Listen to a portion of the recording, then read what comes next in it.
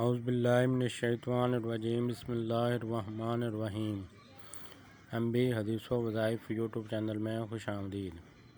امید کرتا ہوں کہ آپ سب لوگ خیریت سے ہوں گے۔ اللہ آپ سب کو اپنے حفظ و امان میں رکھے اور سدا خوش رکھے۔ الصلاۃ والسلام علیک یا رسول اللہ، الصلاۃ والسلام علیک یا حبیب اللہ، وعلی آلک و صحابک یا حبیب اللہ۔ کنویں میں ایک بھوت۔ کہتے ہیں کہ ایک گاؤں کے ایک کنویں میں ایک عجیب و غریب ماجرا ہوا کہ جو ڈول بھی پانی کے لیے کنویں میں ڈالا جاتا واپس نہ آتا، جبکہ رسی واپس آ جاتی۔ سارے لوگ خوفزدہ ہو گئے کہ اندر ضرور کوئی جن یا جنات ہے جو یہ حرکت کرتا ہے۔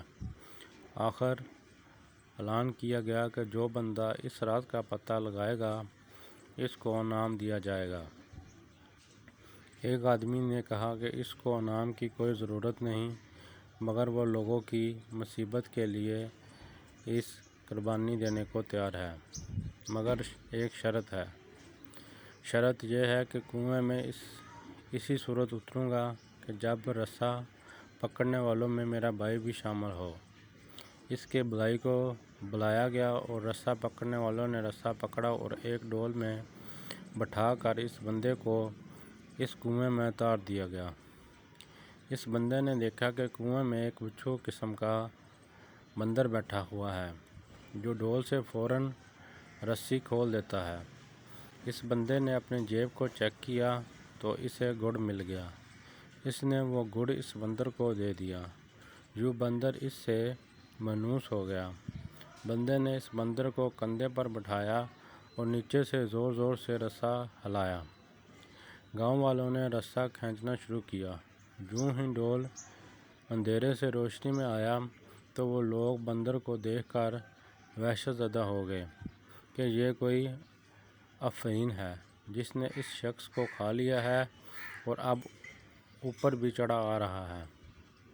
وہ سب رسا چھوڑ کر سر پٹ بھاگ گئے، مگر اس بندے کا بھائی رسے کو مضبوطی سے تھامے اوپر کھینچنے کی کوشش کرتا رہا۔